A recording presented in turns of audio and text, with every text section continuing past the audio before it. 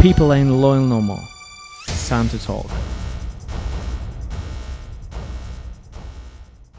John, thank you for coming. Thank you for accepting my invitation. Welcome to my world of loyalty, old school values, and welcome to Beyond Loyalty. Yeah, thanks for having me, mate. Obviously, we met a couple of years ago, didn't we? Yes, real estate game. So I want to start, where did you grow up? I grew up in a small place near most people know it was the Trafford Centre around there, around Davyhulme. Was only child, never met my dad, so I grew up with mum and my gran, which is a bit uncommon these days for people to have grandparents in the house, but obviously I was quite close to my gran. Had quite a good childhood, a pretty normal primary school, but then I think high school started to get into a lot of trouble by being a bit disruptive. Nothing too naughty, but just, not listening to teachers, disrupting people, talking or whatever.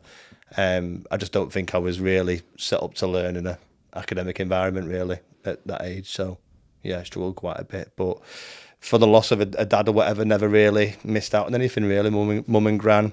My mum worked all the time. She worked as a social worker for 30 years. My gran, she was a stay-at-home sort of parent or grandparent, if you like, would take me to school, bring me back again, learn me the alphabet. Yeah, I had a lot of respect for my gran. Saw how hard my mum worked and the values that she didn't really teach me, but I saw her doing them, working hard, going to work all the time, sometimes doing more than one job at Christmas or whatever to afford good presents for me. So I didn't have anything less than anyone else that had two parents. So that's proper family values, Did you miss your dad? I never met him. Like I say, I think parts of like when I did miss having a dad was like being took to the football or whatever. Yeah. When I was 6 years old, there was a program on TV called Big Break with snooker. And I used to want to play snooker, but I was too small to go into clubs and I was too small to go into big tables. So one Christmas, my mum and gran bought me a snooker table, and I'd get my little waistcoat on, my dicky bow tie, my smart shoes, and my trousers on, and every Sunday I'd try and play. And I think I missed that. I missed having a dad at that time because my mum wouldn't really play snooker or anything, and like I say, only child, and not going on to go to the big clubs until I was about 19. So I missed out on a lot of opportunity there. What other kids probably got to go with their dads, but yeah, I didn't. So do you still play snooker? I've just actually quit it about a year ago, 18 months ago, because I'm sort of at university now. So I've got kids, I'm working, and it's too much for me to. But you played for a long time? Yeah, probably played for about 18 years, maybe something like that. So what about after school? Where did you take? How did you get into the property? That's where we met actually. So. We secured a couple of properties through your estate agency where you work for our clients.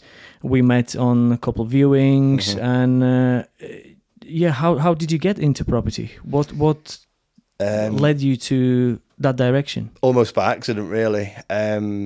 One day I had a guy at the local snooker club that I used to play.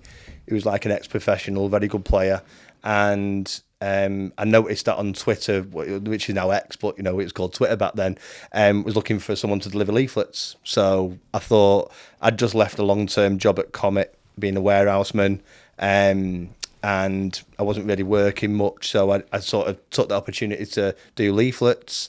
At that time, it wasn't really about being an estate agent for me. But when I'd go into the office and I'd fold the leaflets, I'd hear the conversations that unfold between like the people in there about clients, about the buyers and the vendors, and I just found it a little bit fascinating. And I think about a year into that, so I deliver about 500-600 leaflets a day, rain, snow, wind, whatever, sun. Was it for that company or? Yeah, for the estate agent that he owned. Yeah, and then a girl that used to work there, she was leaving the next week, so I just said, I'd love to do this job. And he said, right, well, when you're doing leaflets, come into the office at 4:00, have a chat with me, and we'll go from there. So, as I said, he was involved with snooker game anyway. So I went into the office, and he said to me, right, he said, I think it was Tuesday at that day. He said, right, tomorrow, he said, you're not going to do leaflets. You're going to go to the Crucible So there and then he made a phone call and he said he's going to come and get these tickets at 10:30 in the morning. And that's when I went to watch my first ever live snooker match. He said, have you got any money? Have you got any clothes or anything? I said, no. He said, right, I'll buy you a suit. There's £100 for a suit, £100 for some shoes. He said, Thursday, Friday, he said, I'll teach you the role, teach you how to do viewings and whatever on the phone. And he said, after that, see how you do Saturday.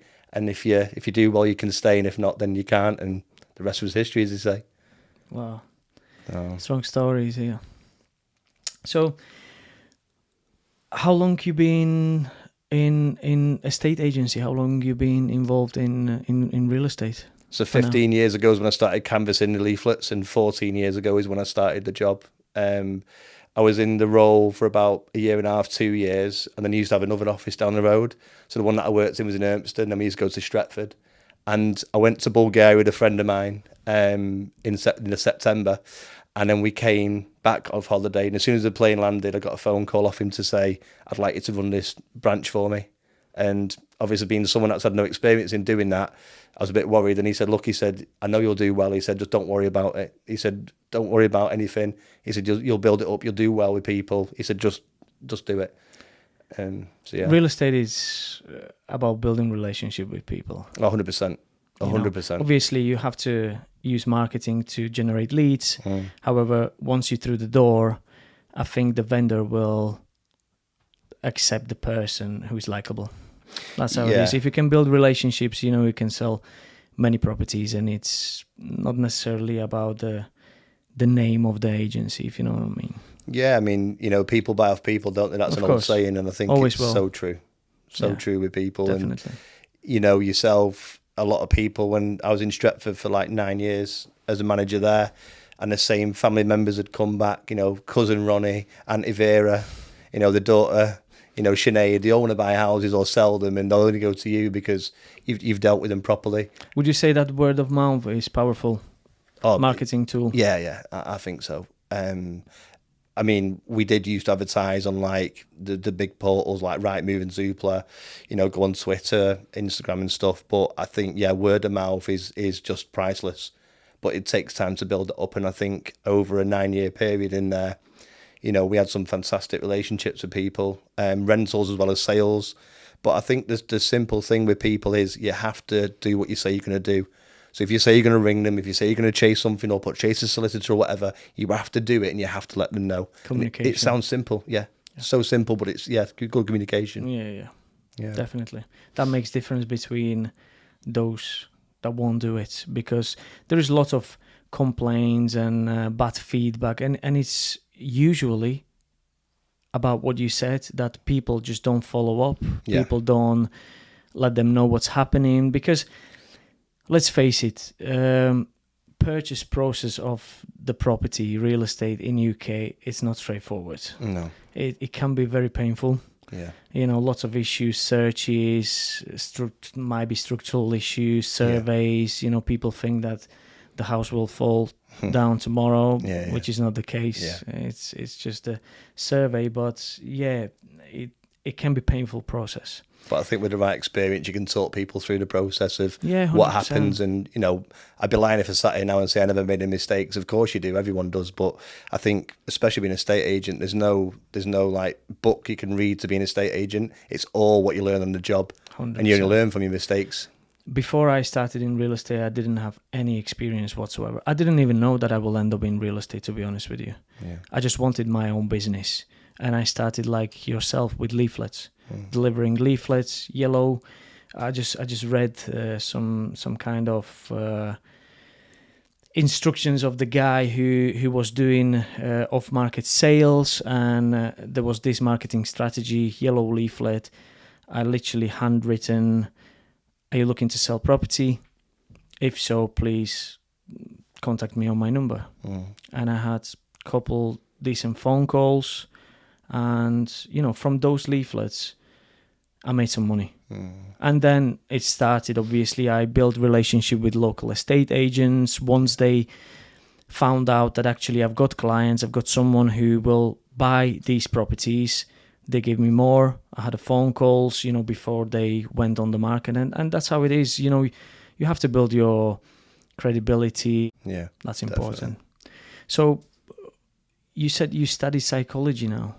Yeah, I think for me, my probably direction of work, career, it changed about 5-6 years ago. What was the trigger?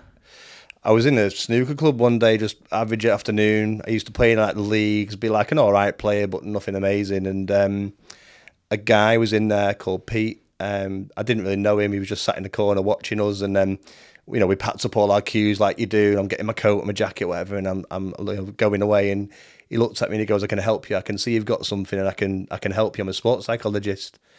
Obviously, I'd heard about sports psychologists, but I didn't really understand exactly what they did and how they did it. So, being a person that's open to pretty much anything in life, I thought, why not give it a go? Yeah, see where it takes me. I think it was pre-COVID, so things were still normal then for going out playing snooker. I'd meet up with Pete once a week, maybe on a Saturday or a Friday or whenever, when I wasn't working, and we'd have a session.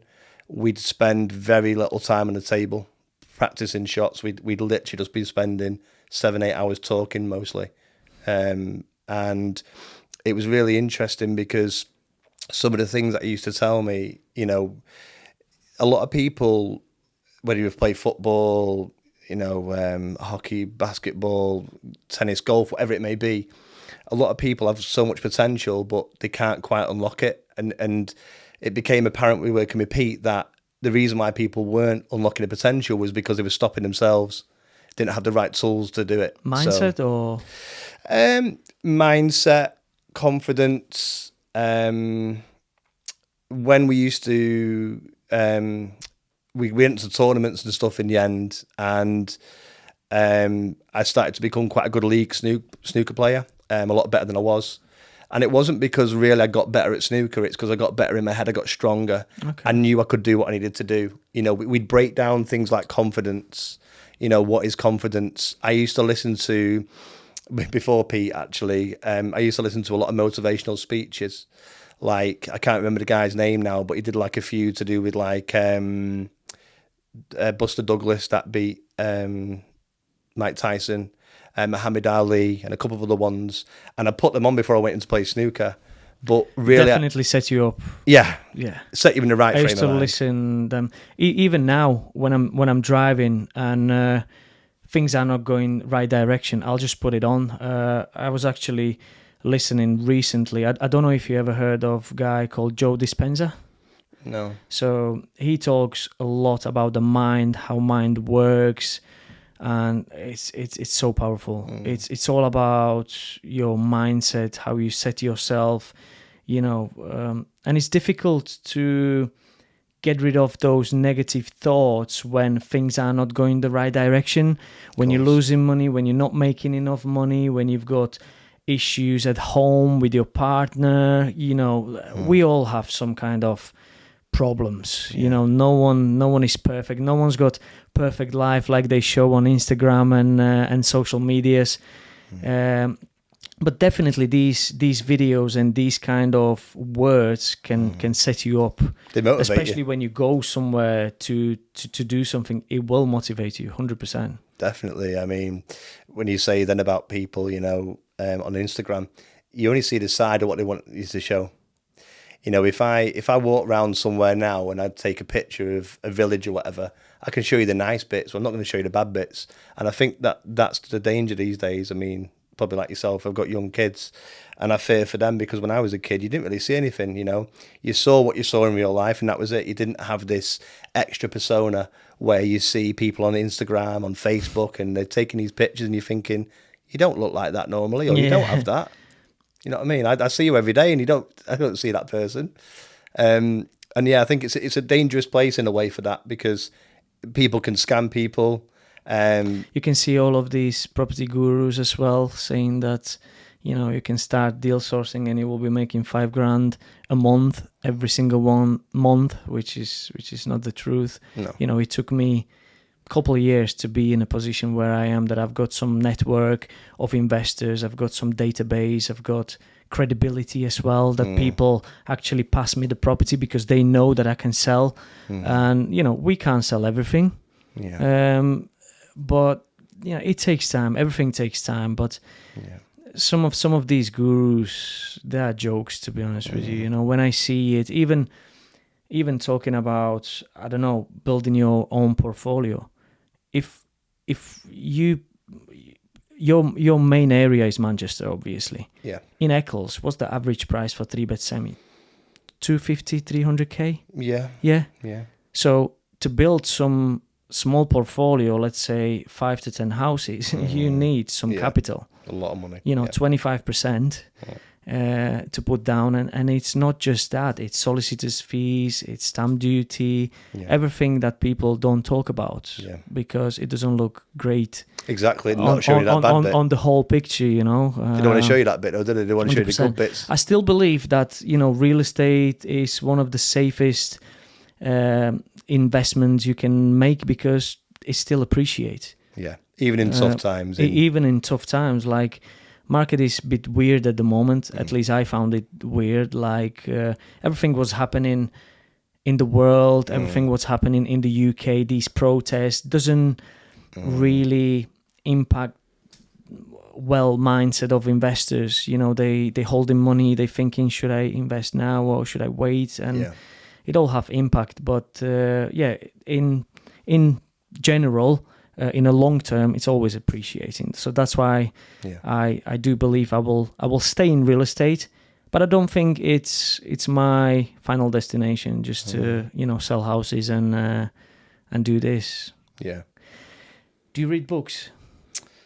I do now. I'm at university. Yeah, I'm at university, so I have to read them. I never read books before, and my mate, actually, good friend of mine, Kaijas, he's a rapper from my own country. He brought me to the book, so he gave me a book. I remember he gave me a book from Robert Greene, 48 Laws of Power, in English, but that time I couldn't read in English and I couldn't speak English. But he reminded me that do you remember when I gave you this book and I said, one day you're going to read it? And I read it afterwards. But one of the first books that he recommended me and gave me was Brian Tracy. Right. And that changed my mindset as well. It's just motivational, but it set me up for different direction. And that's what probably, I do believe that books and reading about successful business people took me from corporate world to the business, where I had the balls big enough to say, right, I want to go on my own now, because it's not easy, you know. If you don't have 10-20 grand in your bank account, you know, open a company and start things by yourself. Especially the most difficult for me was to change that those thoughts where actually there is no salary in the end of the month. I have to make this work. I have to make money for myself. I have to make money in this business because, you know, there is no one who will send me money on 30th and it will click on the account. That no change of mindset, that safety net, that was the difficult part. Because, you know, I was doing okay in corporate world, you know, went from warehouse operative to senior contract manager in recruitment, which was great experience. But again, there was that inner voice telling me that I need to go into business for some reason. And today I'm here and I'm doing different things, you know, that I would be probably doing if I was still in recruitment. Yeah, and I think there's lots to be said for that, isn't there, though, from coming from a country where you don't, you know, somewhere new, we don't speak that language, to then someone giving you a book and then, you know, not just, you know, surviving, but thriving. Yeah, know, definitely. And you've made your own opportunities. And I do believe you have to follow your inner voice and you have to follow things that you believe are for you. Yeah, because you can never be happy. If I wasn't in a business is tough. It's tough, bitch. You know, one day you're making crazy money, another day you can go bankrupt. That's how business is. Yeah. But I still love it. And I do believe this is my journey because I learn along the way. you learn all the time. Yeah, of course you That's do. how I learned real estate as well. I never had any experience with selling properties, but before I sold my 300th one, I had to sell the first one. Yeah, of course. And then I had experience. I sold the second one, then third one, and it was easier and easier. Talking to vendors directly, because we had many properties off market where we didn't deal with estate agents. We just went directly to the vendor. Yeah. Definitely, books changed my direction 100% from that mindset of being in corporate world to the business. Yeah, I think I struggle reading books. I mean, I can read, but I've got like undiagnosed ADHD, so I find it really hard to sit there and focus on a book. And What get about into the world listening? now. Would you listen? Yeah, I do audio books. There's a good one out there called The Chimp Paradox by a guy called Stephen Peters. I've heard that, but never read it. Yeah, it's very interesting. So it's basically about like training your chimp, it's called. So your chimp is like the part of your brain that's like the frontal lobe, and it's a reaction. So say, for example, we were in a car now, we were driving, and you bumped into me. What would then follow after would be our chimps. So you might get out and go, what the F are you doing? I go, oh, what are you doing? And, that's not you, that's your reaction. And you can train that basically. And I think that looking between the lines in what Pete used to teach me with sports psychology, it was pretty much that. That he was like conditioning me for. And we were on a great journey until COVID. Went into the Manchester Open where I was playing, like, to put it into context for listeners and viewers, it's like I'm playing League Two football and I'm playing someone in the Champions League. That's the difference in level. But because I had that belief. So what is that sports psychology? What is he doing? Is he counseling ex-sportmen, people who were successful in sport and then, for example, for injury, they can't play anymore? Is that what he's doing? I think Pete is trying to help people that basically need help. So he's not a sports psychologist for, like, say, a Chelsea Football Club or United or something like that. Okay. He's an older man. So even for people who are still involved in sport and they or still up and play. coming, trying to get them sponsorship. Like, so with snooker, it's very hard to get sponsorship. So he tries to help people get sponsorship, get cars. So sometimes car companies will give you a car to use to promote them, but then also help you out. There's a lot of hidden, like you said before, about, you can't make money if you haven't got 10 grand in the bank. And I think that's a lot with some of these kids. Yeah. And I think my motivation, because I thought that I was thick after school because I didn't have a good time there. I was always outside lessons. Didn't do well in my GCSEs, went straight to work in greengrocers. Had about 25, 30 jobs since, done everything you can imagine. Up to the age now of being like 41, being at uni for a year and being like, right, that's what I want to do. Because I believed in what he told me, and I know that the kind of person I am and the personality I've got, I can make people believe in it. I just have to learn the knowledge myself first to give that to them. Yeah. That hence why I have to go to uni. But yeah, I mean, what you said there is quite right for an average sports psychologist to be doing with a football club or an athlete. You don't do psychology as a whole. So you're not a clinical psychologist, you're a counselling psychologist. So the counselling is very important because, I mean, with the counselling, I could do stuff like the police or the fire service or the military, where people that have gone through like really bad experiences in life, I can counsel them to get better from that. So they're not in PTSD anymore. That's interesting. But it's coping strategies. So like, if you heard of like CBT, like cognitive behavioural therapy, where, you can get people to stop smoking or stop drinking or taking drugs or whatever, and cope with traumas in life. So what you would do with a sports person or a team is, if someone has a bad injury or they've got trouble at home, like you said before, or they've had a tragic loss or something like that, you would help them to get over that and then to overcome it. But I think first and foremost, it's making people realise what potential that they've got. Because like with me, with Pete, I didn't know. I just enjoyed playing snooker. I didn't know I was any good at it. I just enjoyed playing it. And to be honest with you, I think to my previous bosses as well in recruitment, because they made me realize that actually I can do this, because I didn't have big confidence when I was going from position of supervisor, just showing people which department they go into, training them, what they need to do. It was warehousing environment. It was a distribution center with CDs, DVDs, books, and then I went to account manager role, which was obviously higher than supervisor. I was dealing with payroll and I was dealing with bookings, but I was already dealing with high managers from the company that our recruitment company worked for. And, to go into those meetings, listen to requirements, thinking, am I able to fulfill these requirements? And I was what, 25, 28 years old. So I had to build that confidence, but I thank to my bosses because they made me realize, like you said, you thought you were thick. I thought I couldn't do that because I'd never been in that position before. But you can learn anything you want. Yeah. And it's most of it, it's your mindset, how you put your, mind the right direction, and you can learn any jobs, in my opinion. Yeah. Like when I was recruiting people, the most important thing for me was attitude. I didn't care what kind of CV they had. First of all, it was warehousing job, but even if I was recruiting for supervisor's position, first thing I wanted to know, are you reliable?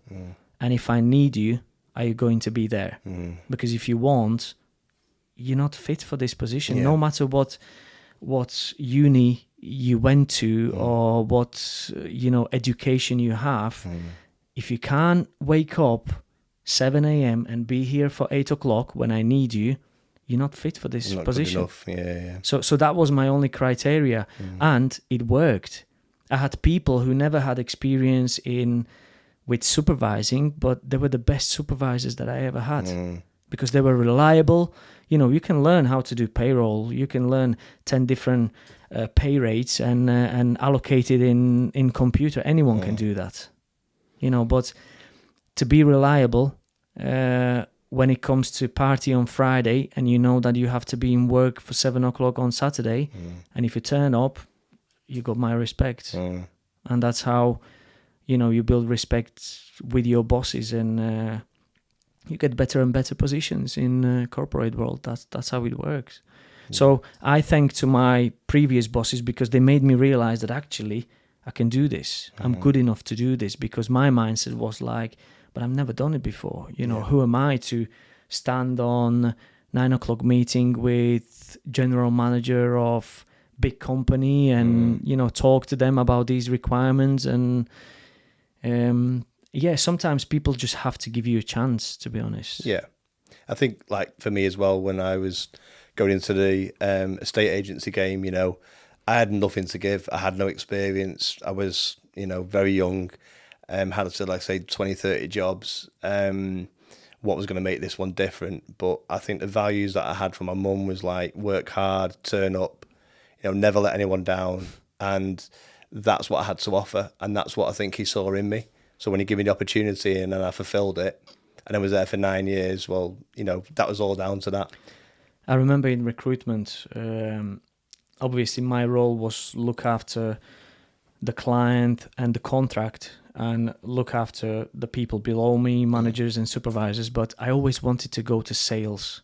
And I've been asking my boss to go to sales. Obviously, he went to the head office asking if I could be transferred.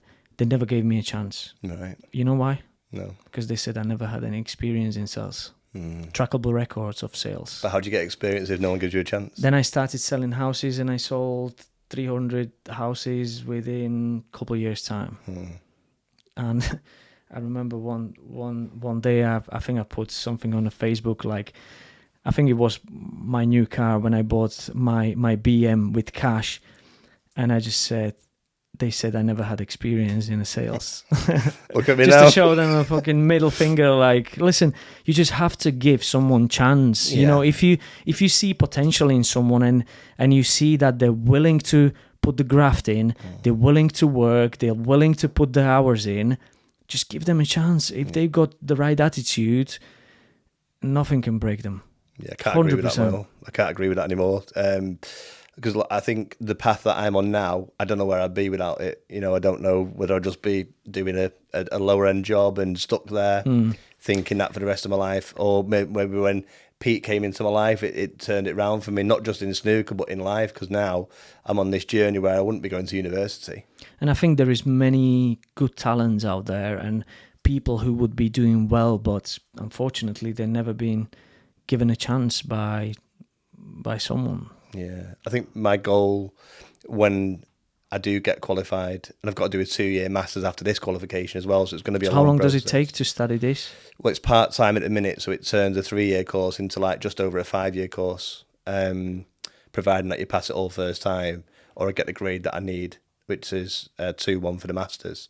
But to go into sports academies and help the kids that need it, the kids that have got wealthy parents from good backgrounds, they don't need that help really, but the kid who's got nothing, yet could be the next Paul Scholes, for example, or Steven Gerrard, 100%. whatever.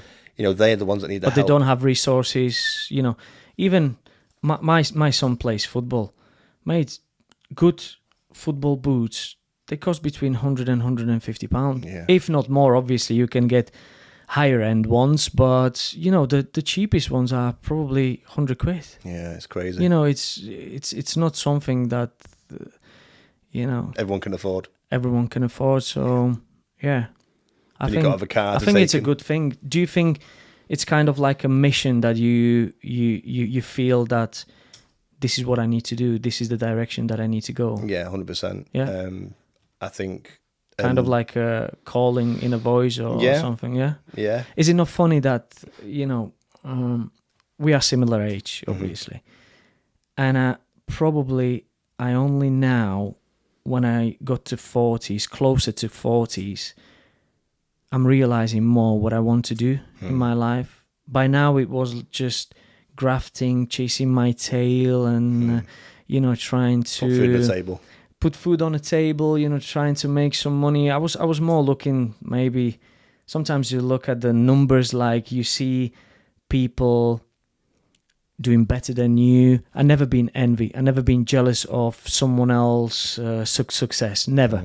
I had friends when I was 18, 19 years old. They were driving new E-Class. I was driving my dad's Skoda Felicia. I don't know if you know. That was my first car. Skoda Felicia was my first car. So you know what car I'm talking about. And they were driving brand new E-Class.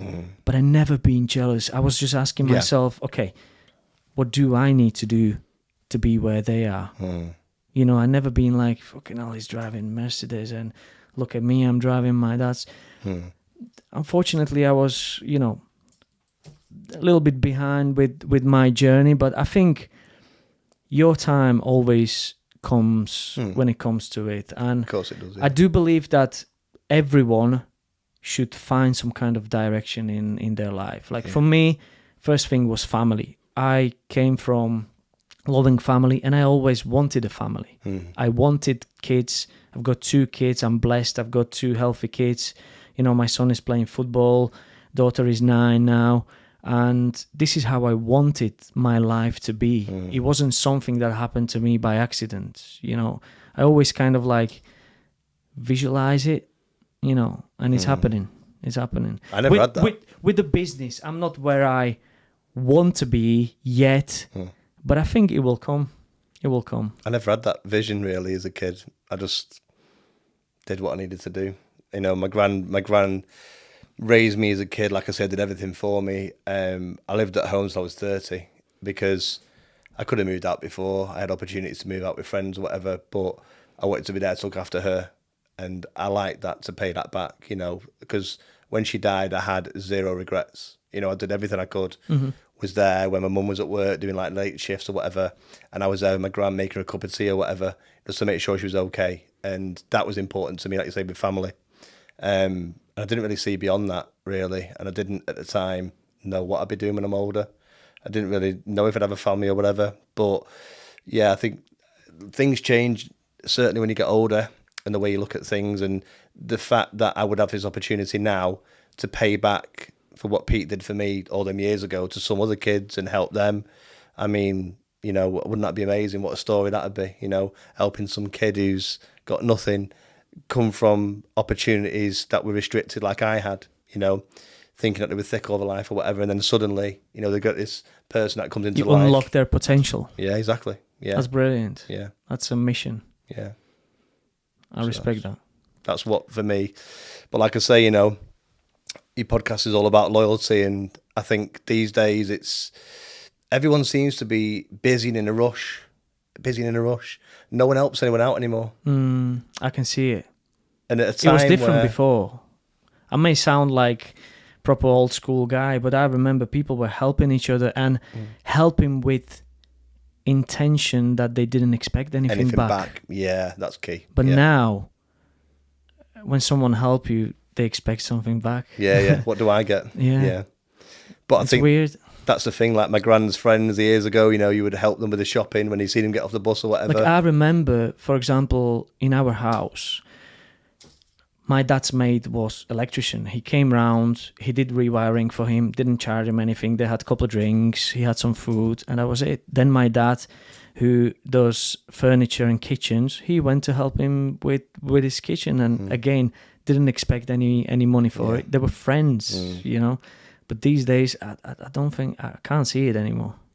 It's different times. It's different, but everyone's busy. Everyone is trying to make a living, and it's tough times, The cost of living these days, especially with the price of gas and everything, electric. We're sounding really old here now, aren't we? But all we got to do is make more money. Exactly, that's it. But it's finding that opportunity. But yeah, if you can tap into a kid similar to the way I was, that doesn't think there can ever be anything. Like you said before, when you're in them meetings, sometimes you don't feel like you belong there or you can do the job. Yeah.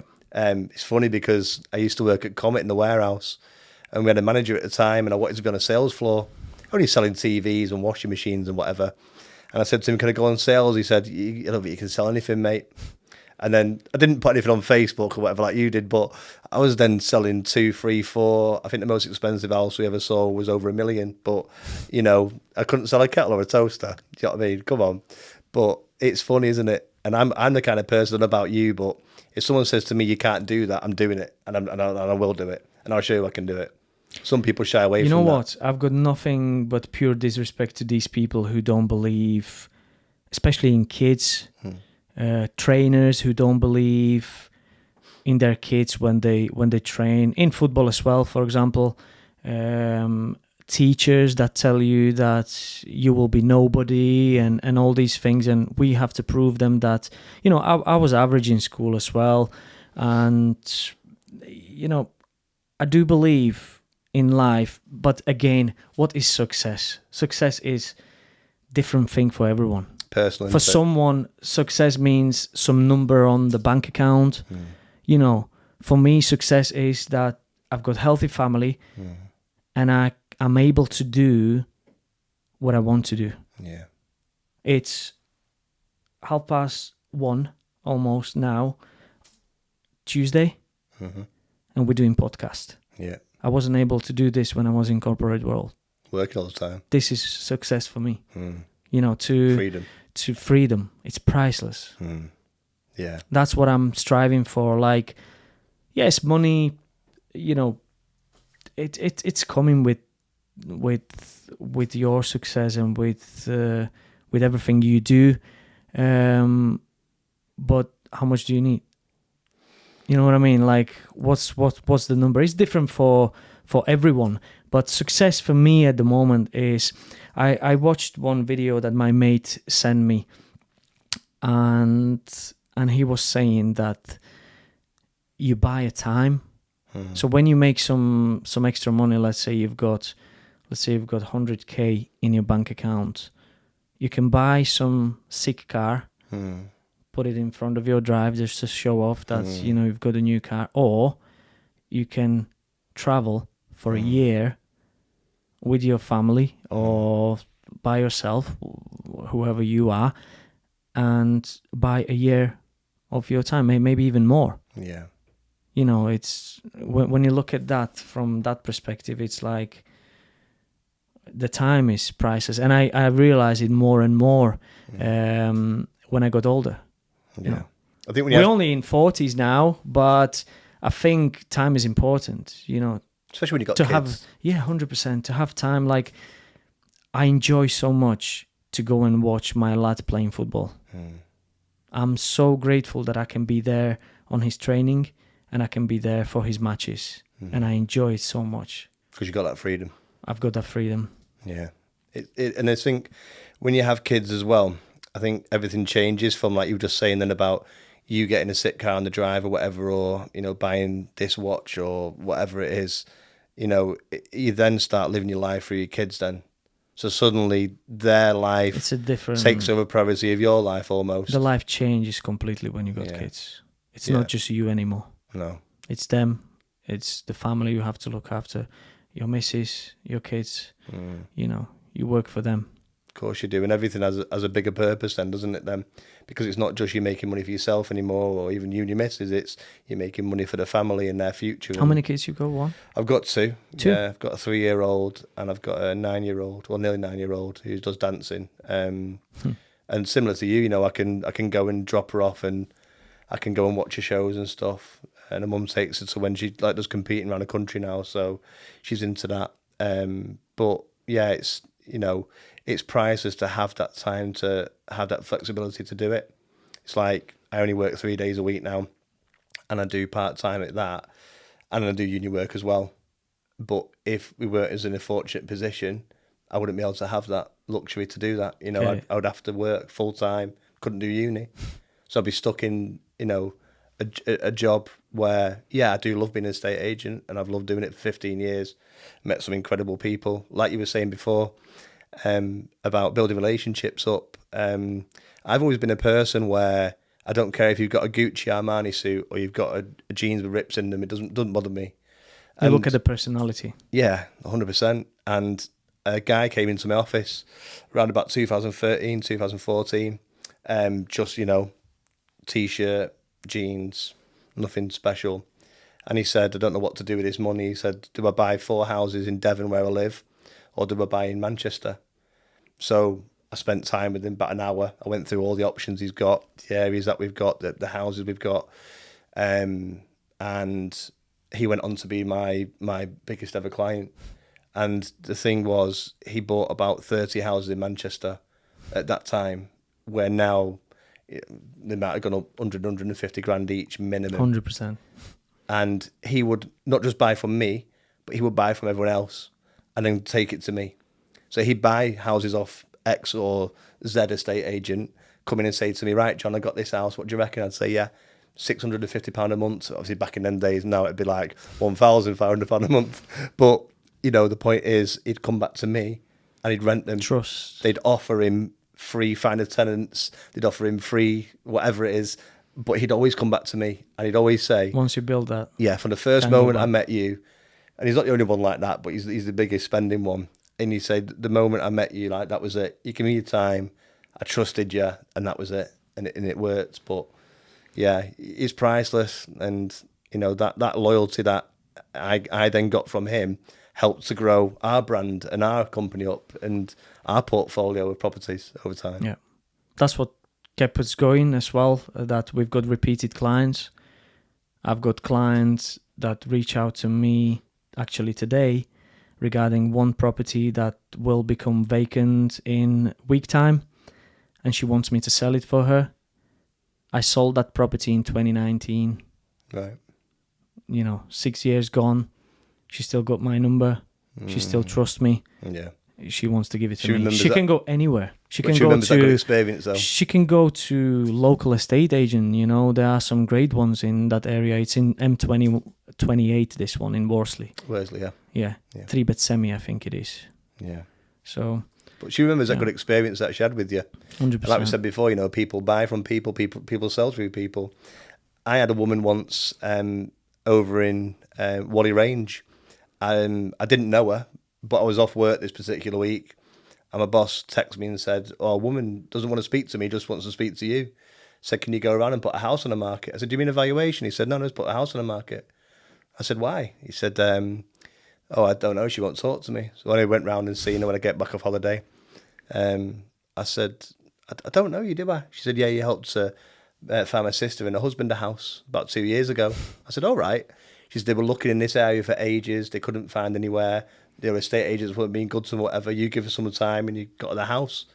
So I just literally went round, put a price on it. That was it. I had no other estate agent out, just had me round. Another one was I'd gone to his valuation, and at the time we're doing like feedback to see what you can do better. You know, trying to grow your company. You want to see what you can do well, and you also want to see what you don't do well and what maybe you can improve on. And I went to see this lady. I wouldn't say we didn't get on, but I could tell she didn't like me as much as maybe she liked some other estate agents. So I went round, was professional, did my job, told her what price it was. And I rang her then every day to see if she'd come on the market and email her. On the fourth day, she said, okay, I'll go on the market with you. So after the sale completed, my boss at the time sent her an email to say, can I just ask why he chose us over other estate agents? And she said, yeah, I'll be honest with you, I didn't really get on with John, but he rang me every single day and emailed me every single day, and no one else did. So I thought, he's going to work that hard to try and get my business. He's going to work that hard to try and sell it. So, you know, that worked. And, you know, just turning up and being consistent with it. Like I say, and I said it before and I say it again, it's so simple, but just doing what you say you're going to do. You know, it's so priceless. Simple. So simple. With building relationship, it's just simple rules you have to follow. Keep your word. When you shake hands, do what you said you would do. Yeah. There was a time where your word was your hand and your word was your word, and now it's all contracts. How do I get out of it? And NDAs. Fucking hell. The world we live in now is so different. When someone approached me with like these deal sources from Facebook, like, can you sign my NDA? Honestly, when you think about it, if you had no intention to fuck me over, would I need to sign NDA? No. If we do business together, two people only, two parties. If none of the parties have any intention to do wrong, why do we need to sign anything? Do you understand? It's only because there is always someone who fuck it up, that relationship. Money though, innit? I think these days it's people try and chase things. They try and chase images. So you see like people on Instagram and they've got this amazing body, amazing house, amazing car, all what you see, which could all be on finance and they're debted up to the eyeballs, obviously. 100%. But the youth of today try and chase this. They think that's what they should look like. That's what they should do. I've always been a person, like you just said before, I don't care really how many people see me or whatever, but I know what I can do. And I think when you are someone's cheerleader in a way, you know, I always love to see people doing well. I never get jealous because I think they've worked hard for it. Yeah, they might have got a bit lucky here or there, but they've deserved what they've got. You know, I don't think in life you end up with things by accident. I think you end up with things because eventually, like you said before, you get to where you're going to go to. Yeah, you've just got to keep plugging away. The motivational speeches that you say about there, they are big. And I actually do similar, really, where I listen to some on bad days, you know, when things aren't necessarily going well. And it just gives you that extra 10% that you need just to keep you going. You never know who you're going to help. No, you don't. There might be someone listening to this. And, you know, maybe some of the things that we said might be inspirational for them. They're stuck in life. Yeah. They don't know where the next opportunity is going to come from. Suddenly you can hear, you know, 2 success stories about people that came from nothing, didn't have great educational backgrounds. Like I used to have that thing because I'm Eastern European, and when I started here in UK, everyone was asking me, where's that accent from? And then it kind of like go to your head and you're thinking like, fucking hell, are they going to ask me where I'm from? You know, like, yeah, I don't give a shit anymore. Yeah. And it's not cockiness, it's confidence. Yeah. Because I know what I can do. My accent will never be perfect because I wasn't born here. But the fact that I could speak fluent English after maybe 2 years, I was walking with the book, is satisfaction for me. Yeah. You know, whatever they will think, I don't really give a shit because, you know, I don't even probably know some of the people who will comment on it. But as an Eastern European, sometimes you think about it and it's in your head, like it stops you to do things. Like when I was thinking about podcasts, I was thinking, first thought, negative thought, like, right, what are they going to say? About your accent? You know, like, you've got different accents, you know, is it going to be good? You know, and you just have to do it. But it's you though, isn't it? You have to have balls to do things in your life what you want to do. 100%. Without thinking like what people will say, or there will always be someone who will diss it, who will try to, you know, bring you down. And let's face reality, how many people in your circle really want you to do well? Can you count them on 2 hands? No, I don't think so. Well, honestly, like genuinely they want you to become wealthy financial wise and happy in your life, that, you know, everything what you want to do will happen. How many people? I think the older you get, you realise it's shrinking and it's smaller and smaller. You lose people because you cut some people out. Some people go their own way anyway. You have to, unfortunately. That's how life is. Sometimes you just have to cut them off. Yeah, you have to, and you have to do that to be able to grow as well. Some people can hold you back. Like, I remember a story about the fleas. Have you heard about the fleas in a jar analogy? No, I don't think so. So if you keep fleas in the jar for a certain period of time, obviously fleas jump, don't they? Yeah. But if you take the lid off the jar to a certain amount of time, the fleas only jump up to the height of the jar. They don't jump anyhow, and they can't jump out. Yeah. So what that is basically what we were saying before, with lack of opportunities and stuff, depending on what area you grew up, what environment you grew up in, you feel limited. So when you said before, I don't think I can do this or I can do that, well, that's because you're limited in yourself. Limiting beliefs, yeah. Now, yeah, exactly. And the other one was the analogy of a crab, which we were talking about just then, with people pulling you back and keeping your circle small. So basically a guy goes into a shop and he asks for a container to put crabs in, and he says, "Oh, I want to take the lid off the unit now," and the crabs will always bring each other back down again, and that's how sort of people are in life. They pull you down. I was bullied a lot as a kid in high school and through my teens up to the age of about maybe 19 or whatever. I don't really know why, but I've always been like a confident person, and maybe I think, and when you look into like people that are bullied, it's always actually a reflection on the people that are doing it rather than the person that's the victim, if that makes sense. So they're always doing it because they're trying to gain something themselves by pushing you down. And I saw a change in people when I started to become pretty good at snooker. I started to see people treat me differently and try and bring me down because of it. Like they may say something like, "Oh, you didn't do that shot right," or "You didn't do this right," or whatever, and I'm thinking, I know what I'm doing, like, and I know what you're doing. But it's funny how people do try and drag you back down. But yeah, I think as you get older, you just I care less now. Just tap into what you're saying before about, you know, being bothered about what people think about your accent or whatever. Everyone's got their own identity. You weren't born in England. You're not English. However, you know, that identity is your accent, and that is you. That's what makes you you. Unique. Because exactly. Because if everyone had your accent, everyone would sound like you. But not everyone sounds like you. Yeah. You know. I get it. But it took me a while, to be honest with you, to get over it. You know, what was the trigger when I actually realized that I don't care anymore? When I started working in a warehouse, I found a second job because I needed more money, and I was working in Holiday Inn Hotel as a kitchen porter. Okay. And there was a guy, I think he was a supervisor or something,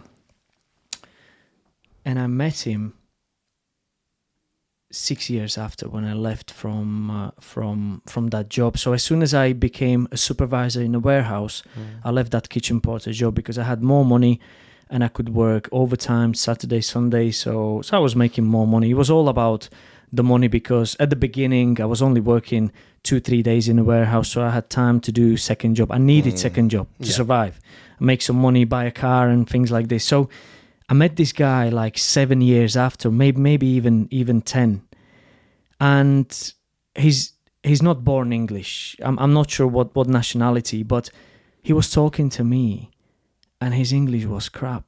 But at that time, I thought he was brilliant. And I'm thinking myself, like, look how far you've come.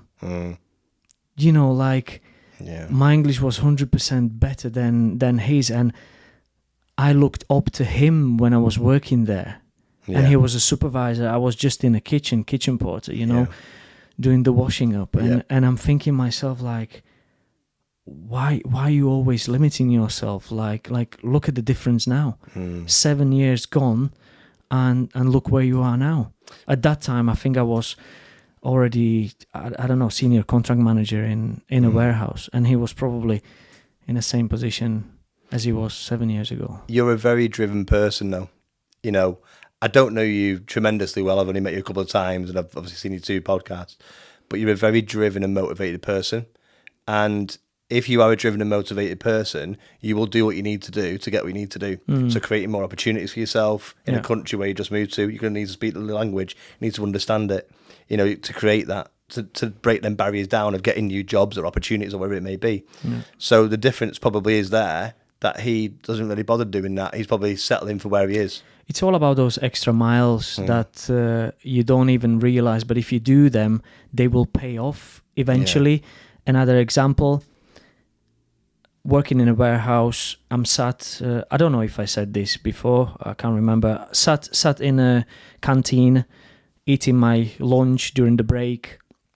At that time, I was warehouse operative, moving pallets, working on the line.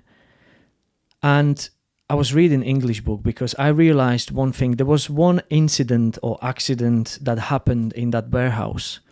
And because of my limited English, I wasn't able to explain what happened.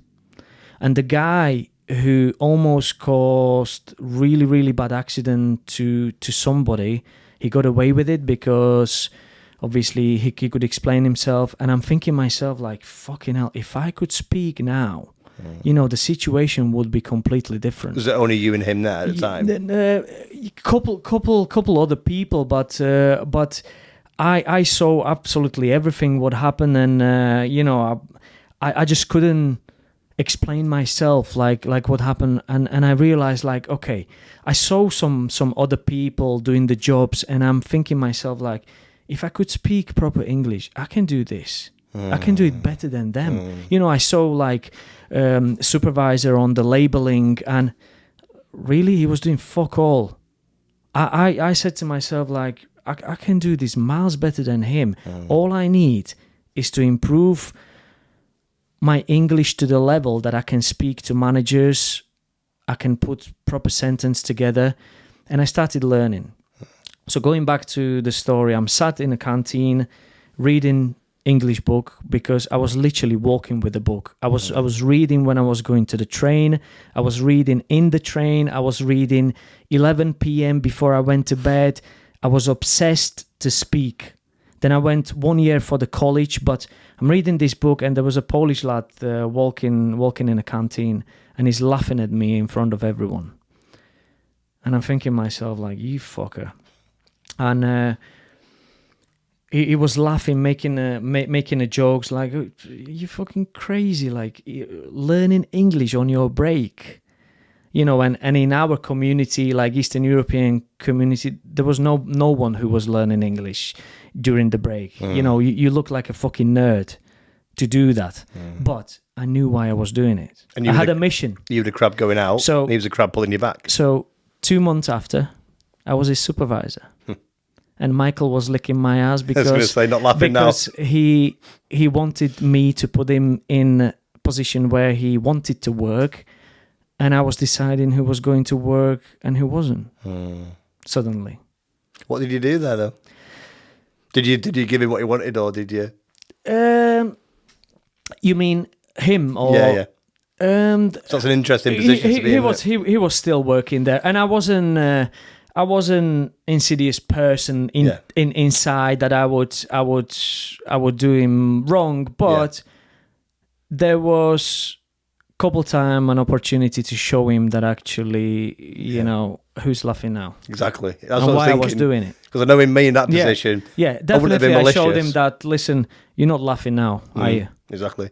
Yeah. And, you know, when you've got the vision, you know why you're doing something, you do it for the purpose. I knew that if I want to stay in this country, I have to speak.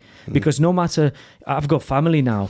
What if something happened to my family and I have to go to hospital and I don't understand the doctor, what they're saying? Or to explain what's wrong with your child or whatever. Or to explain that, my little girl's got tummy ache or something, it's, you have to, if you really want to live in a country for a long period of time, you have to speak their language, at least basics.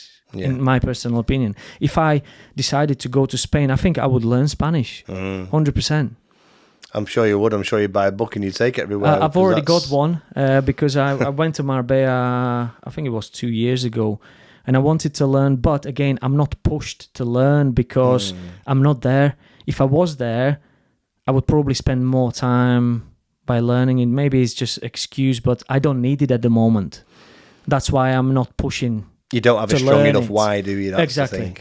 Whereas when you were here, if I had, I don't know, 3 years that I will sell everything and we are going to live in Spain, I'm sure I would learn. I would spend more time on it because it would have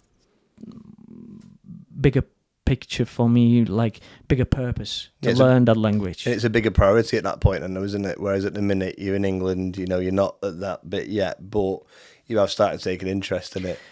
I think I want to end it up in some Mediterranean country. I was born in August, so I was born in July. I love sunshine.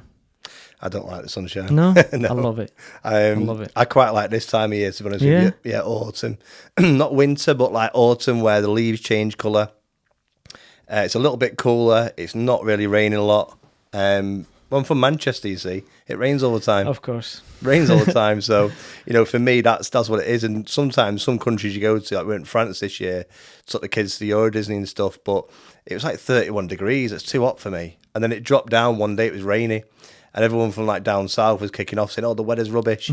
And I'm like looking at them like, I'm from Manchester, mate. This is what it is. This is perfect weather for me. Regular basis, yeah. I can't complain anymore. I've been here 15 years now, so long enough to went through some rainy days. Yeah. So, question that I ask every single one person, is loyalty important to you? Yeah, I think loyalty is the basis of any starting to do anything, any relationships, anything. Like we said before, touching upon it, I think times have changed now. I don't know much about the kids that are older today, but certainly now there doesn't seem to be the same values and traditions anymore that are carried on through. I don't know whether that's, I don't know what it is. Our parents have failed to pass that on, or we failed to pass it on. I don't know. I even noticed that some of the kids, they're way too cheeky towards older people. It wasn't like that in my days. No fear. No fear. Like when I was, let's say, 10, 11, like my lad was. He's 13 now, but let's say he was 10, 11. They speak to some older chaps different way. Like when I was 10, 11, someone who was 40 like I am now, I would never ever dare to speak to them with disrespect or, any other way than looking up to them as a, older guy and with respect. But these days, I don't know, it's gone. Do you think it's because, I can only speak for myself here, but when I was a kid, I was out all the time. I was very streetwise. Yeah, I wasn't academically clever. Same for me. But I went to a school in Moss Side. You had to have your wits about you. But I was clever in that way, I wonder if because kids are a bit more sheltered these days, in on the computers. Could be. I don't know if they just don't have that life because you experience. learn a lot on street as well. Yeah, you do. Quickly, yeah. Some lessons there. Sometimes you're forced to learn respect, but yeah, I remember like being a kid and my gran, all her friends, I would never know the first names till I was about 16. I'd always call them by Mrs. Smith, Mrs. Doyle, Mrs. Whatever. You would never talk to an adult by the first name. But now, like you say, the standards have dropped so much. Kids are kicking off at adults, they're swearing at them. Yeah, even in school, like my good mate Carolina, she's a teacher in Bolton School. I think she teaches biology.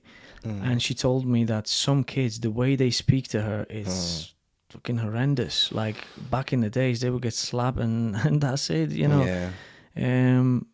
But these days, they just don't know where the limit is. No, they don't. How far they can go. Yeah.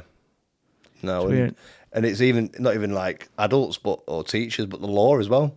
You see so many videos now on social media where kids are spitting at coppers, swearing at them, stamping on the cars. I mean, again, It's like mad. back in the day, all my mum and gran ever had to say to me was, "See that copper over there? If you don't behave yourself, he'll take you away." You're like, "Oh right, I better behave now." Better But now behave. it's like, "Go on then, you can't touch me." Yeah. That kind of attitude. But yeah, to answer your question, I think loyalty is everything, and I think difficulty with me is once that loyalty's gone, it's very hard to get back, and in most cases, it's irreparable sometimes, because I think I am a man of my word, and when you meet people and they aren't like that, I just don't bother with them again now in life. So you were born in July. What, I was born in July. beginning of July or? No, 19th. What's your astrological sign? Cancerian. Cancer. Yeah. What about yours? Leo. Leo. Yeah. I don't know much about them. some of that is when you read about Leos, some of that loyalty comes from it as well. I Right. don't know if that's why I was thriving to take this to different level. That might be, I don't know, one of the things. But when I was reading descriptions about Leos, the loyal, and everything what I was reading, like when someone fuck me over, I can't give them any. I used to give second chances. I don't anymore. No, I don't. Because if you do it once, you will do it again, 100%. Yeah. If you have intention to fuck me over, whether that's money or stab me in the back because you want to go to higher position, because you see me as a threat instead of seeing me as a potential collaboration, you will do it again, 100%. Yeah, of course. A leopard never changes the spots either. And, again, it goes back to the values, though, doesn't it? It's like, I'll help anyone out, or I'll wish anyone the best.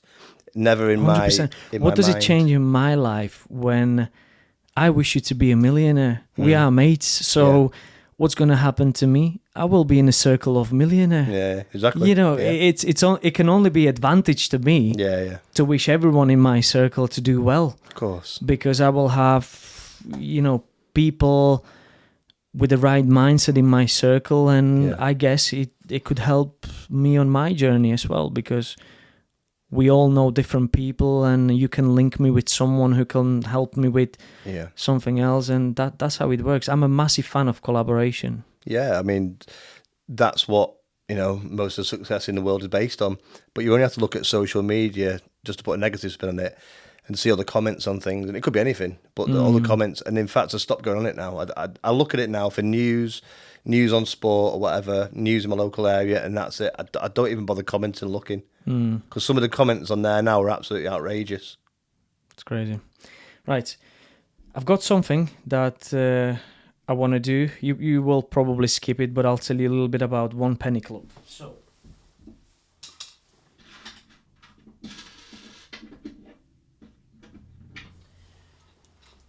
One Penny Club is something that I wrote in my book as well, The Art of Loyalty. It's imaginary club of cheap fuckers. When I say cheap fuckers, I mean someone who's got no core values. Doesn't necessarily mean that they're not doing well and they don't have money. It's about personality traits. And I met, unfortunately, so many people on my journey, and I'm still meeting them, unfortunately, who fucked me over. There was many builders and different trades where they promised something and their word meant shit. Absolutely nothing. Yeah. So in this episode, I've got two guys who I chose to give them one project for my client. It was a refurb of 3-bed semi. They did the work, but eventually they lost the cash flow, and I had to borrow them some money to get rid of all the rubbish, because I needed that property to be finished and go for sale. And obviously they promised me when they get the final payment from the client, they will pay me back. They never did. They blocked the phone, and 1,200 is in the air that I've never seen. So And funnily enough, these two lads are twins, and they are from the same country as me. They're Slovakian. So they earned a membership in my One Penny Club. So twins, builders from Liverpool, welcome to my One Penny Club, you cheap motherfuckers.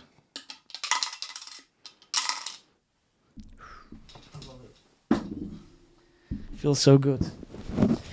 There's loads of people out there like that. Loads of people, mate. I think that jar will... I will probably have to get 3-4 jars for this, depending how long I'm going to be doing this. But there is so many people that I came across who have absolutely zero core values. You know what I don't understand, John, is if you are a man... And I don't mean this that I don't know how is this for women, whether they think the same like us. But for me as a man, I think I need to be example in my family for my kids. I can't imagine to be cheap piece of shit as a personality trait.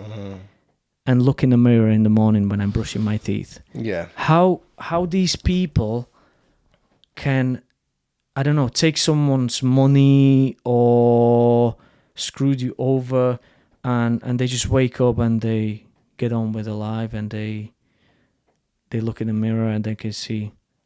I sold a house to an Irish couple in Stretford, and they moved to a different area. And when they moved to this different area, they bought a bungalow. They were getting older, so they bought a bungalow. In this bungalow, they wanted an ensuite in the main bedroom. So they'd gone to an area, didn't know anyone. So they got 3 sons as well, by the way. And they went to the guy in the Yellow Pages or whatever on the internet, and they said, "Can you come and do this ensuite?" He said, "Yeah, sure, not a problem. I'll need £3,000 up front to get materials and stuff." Okay, not a problem. Give them the money. 1 week went by, 2 weeks went by. 3 weeks went by, nothing. So they didn't have like loads of money, as you don't when you're retired. You know, you try and keep it all for yourself to last your retirement. So one of their kids came round one day with the grandkids, and he said, "Are you okay?" And they went, "Shall we tell him?" He went, "Tell me what?" He said, "We give someone some money." He said, "Who and how much?" Anyway, he went to this pub, and he got his mate, and they found this bloke. Although he tried to hide, he had different places where he said he was operating from, but he wasn't. Anyway, they went on a right merry chase. And I love this because I love justice, right? So they found this guy they found this guy's boozer where he liked to drink. So they went into this pub. As usual, bro. And said to the landlord, "Have you seen this guy?" Had a picture of him and everything. He said, "Yeah, that's whatever his name was." He said, "Okay." He said, "I need to speak to him." Now, the guy he was with, obviously, was there for one thing and one thing only, to get money back. So the landlord rang the guy's landline and spoke to his mum. And he said, "I've got someone here that wants to speak to you." "Oh, okay." Put him on the phone, put her on the phone, the mum, and said, "I'm here to speak to your son," whatever his name was. And within 10 minutes, the guy drove to the pub, and he said, "I'm really sorry." He said, "Well, you're going to get the money now, and you're going to come in the car with me, and you're going to give it to them, and you're going to apologise to him." And they did. They got the money out. They drove him to the house. Yeah, drove him to the house. Sat him in front of his parents, and he said, "I'm so sorry, I'll never do it again." Now, whether he did or not, I don't know. But they said he was an older bloke like our age, and he was like a little boy in front of him, a little boy, sat there, embarrassed, almost in tears. It's embarrassing, honestly. It is embarrassing. But imagine that, though. You know, what do you teach your kids? What does daddy do? Oh, he takes money off people. Does he fit the bathrooms? It's crazy. No, just takes the money. Same situation for my sister-in-law. They actually gave it to a friend of theirs, a refurb of their new house that they bought. They bought older house, which needed refurb. It looks great now, but he took around 9,000 euros, I think it was, and he didn't do fuck all, and they can't get money out of him Because some people, when you've got nothing to take from them, they will just say, take me to the court. What they're going to take off me? If I've got nothing, no assets, nothing in a bank.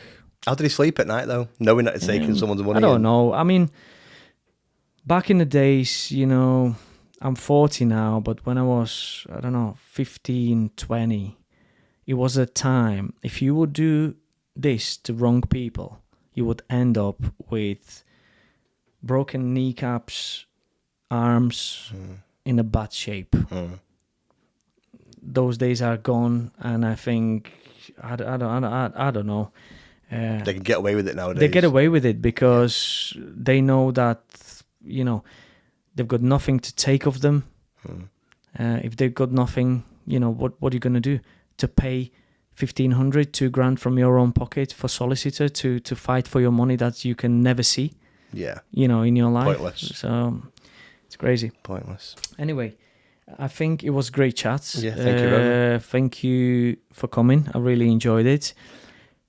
The last thing, just tell us your vision with this counselling and this thing that you're doing. So is your mission to help these young lads? Yeah, definitely. And I think at first it'll be getting a job within the profession. It won't be straight away doing that because I have to go into uni and do How long more you have masters. To do? Another 2 years. Another 2 years. At this degree, and then the masters after that for another 2 years. So I'll probably go into working with kids, I think, about, kids' mental health and stuff at first. And then I'll go on to the academies, hopefully. But I think it won't be seeking out people that are already at academies as well. It'll be just seeking people out who I can help along the way. That's what Pete did with me. I wasn't in the academy. I wasn't anything special. He just seen me in a place at a certain time and said, I can help you. I'd love to do that for someone else as well, because I know, like I say, not just in snooker, but the whole of my life now has changed, and I just want to pay back. You just feel you want to pay back. Yeah, definitely, and give a kid, like I say, like me, that maybe didn't see one point in life when he had a chance of being anything, to then be going to university. I mean, no one in my family ever went to university. My mum didn't, my gran didn't. No one went to university, so I'm probably the first one that's probably gone to university in my family. So, it's a big achievement, and something that obviously I'll be proud of. And as you say before, my kid's mum, she's also been to university, done a master's degree, and then that teaches your kids as well, that you can do the same. It was similar in my family, to be honest with you. Most of my cousins, they have universities. My sister, she's got doctor degree. I was probably the only one who never went that way. But I do believe in life I found my journey, and I'm doing well. Like I said, success means different things for different people. For me, is that I've got healthy family, I've got home, somewhere to come back after a tough day. Yeah. And I've got business that I can improve and I can work on it. Yeah. I've got this podcast, where it's going to go, no idea. I've got acting, I want to improve as well, and I want to try some auditions. Again, it's coming to who am I to think that I can be successful in it. I just got balls big enough to try. And that's all you can ever do. And that's what you have to do sometimes. Just to try. And sometimes that opportunity is behind that 10th door that you will be knocking on. Yeah, for and sure. it will open. Yeah, definitely. Thank you for coming. It's been Thanks a pleasure. for having me. Cheers, mate.